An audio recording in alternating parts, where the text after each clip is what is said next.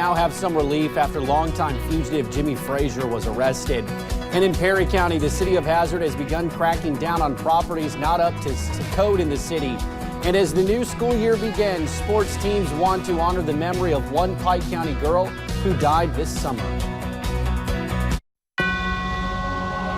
Dedicated to Eastern and Southern Kentucky, this is WYMT Mountain News This Morning.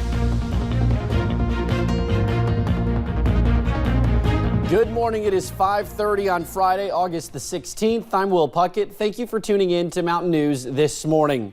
Yesterday was warm, but the bad news is it's only going to go up from there. The even worse news, it's going to get humid. Yes. Brandon, gonna need some relief today at some point. Yeah, I wish I had better news for you. And if you like the heat and you like summertime, you're going to be in great shape this weekend. You know, some of us who don't have pools, Kelsey, our producer in the control room there. But again, we're going to continue to see the heat build in. Let's take a look at what's going on this morning, though. Whitesburg, fairly quiet, a little fog off in the distance. As we take a look at live pinpoint Doppler radar, we're not going to show you this much this morning because there's nothing to show you. No clean sweeps across the board. A little bit of fog starting to build in some locations, 60s and even some 50s. Monticello's dropped 2 more degrees, down to 57 now. Lots of low to mid 60s across the area this morning, and across the state, only 170-degree reading, which is in Louisville. All that pavement holding in some of that heat. A lot of low 60s there across the entire region. Almanac for today, 89 is the forecast high. Thankfully, we're not going to get close to that record of 99. We average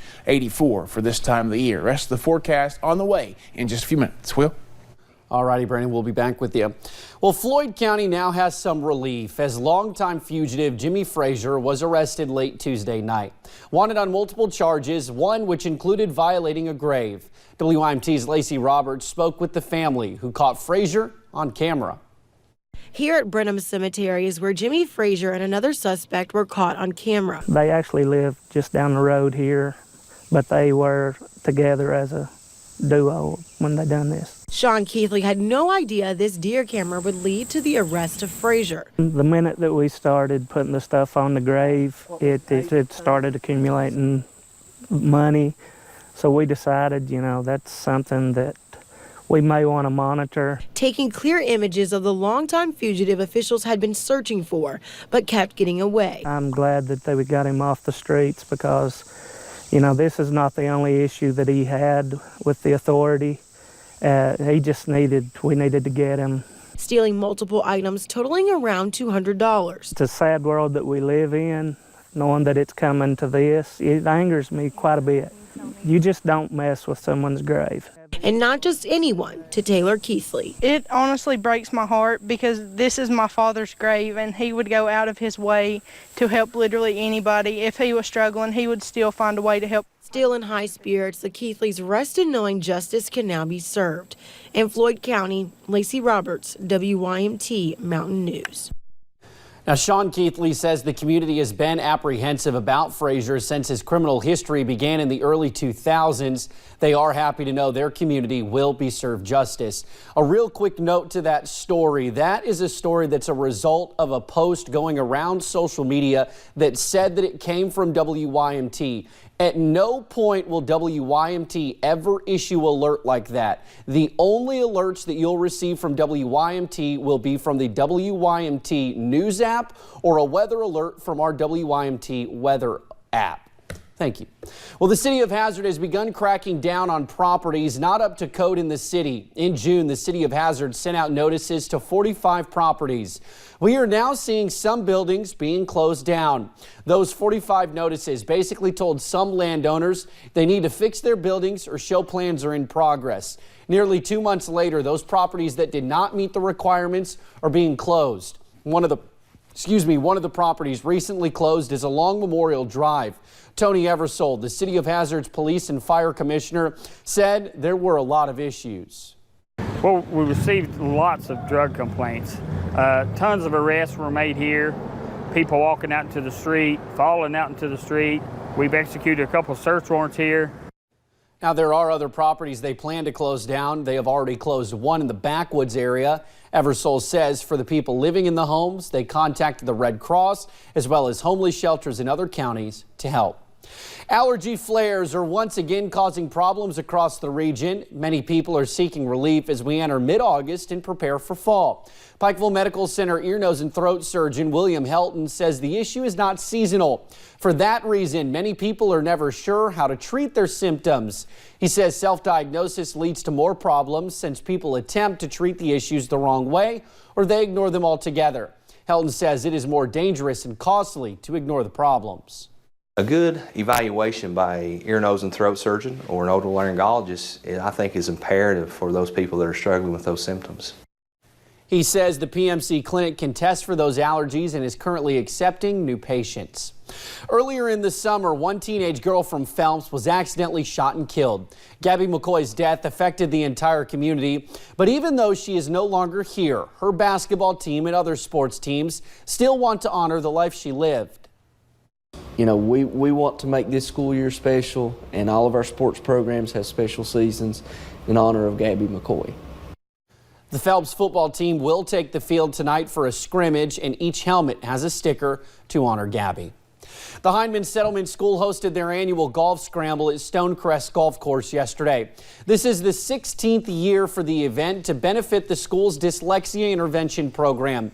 This program helps students keep up with their reading and writing to ensure they stay on track with their graduating class.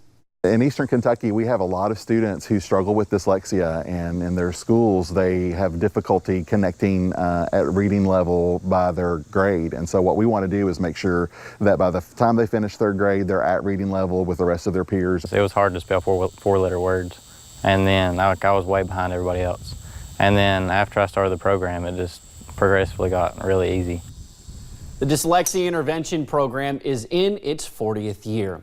Well, during the break, many children will head off for camp, but for some children, a unique program is helping them escape from reality.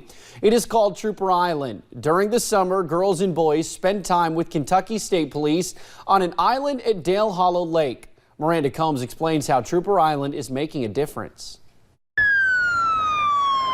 Ever heard of compassion fatigue? Every day, officers respond to numerous calls. Sometimes they're even dispatched back to the home they just left. It is draining and hopeless, thankless work. Now, this is an opportunity for them to kind of recharge those batteries.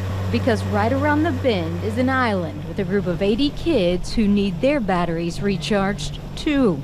You know, sometimes we get kids whose parents may have overdosed on, with the overdosings that we have here in Kentucky. We had several this year whose parents have died because of that.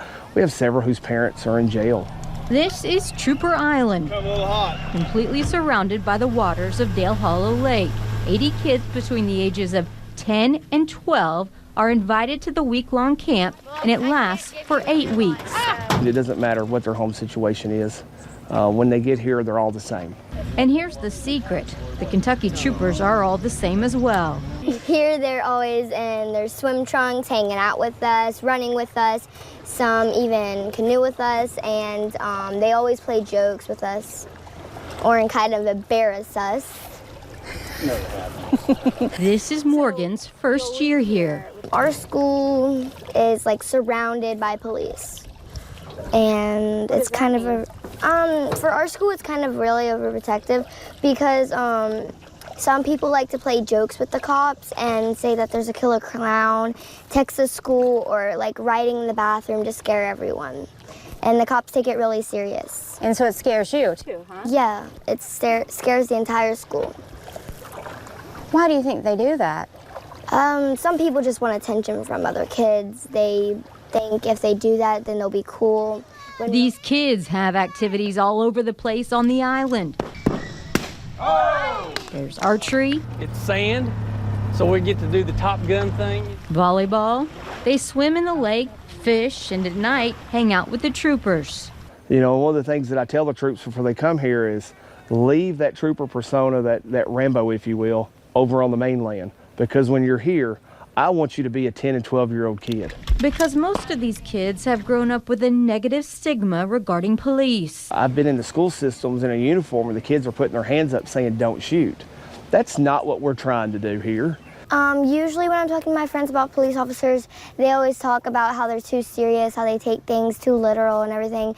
But I'd probably think if I talk to them, then I'll probably talk about this place and how fun they were, how embarrassing they looked, and how when they do need to take something serious, they will.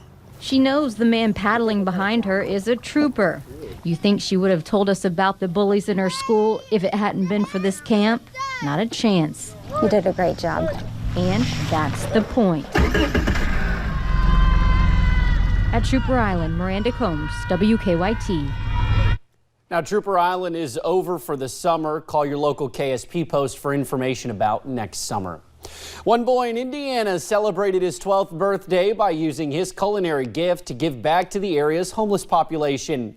The 12-year-old chef is already known in the area for his eats and treats, which is why on his 12th birthday he decided he wanted to bake cupcakes and make sandwiches for one local homeless shelter.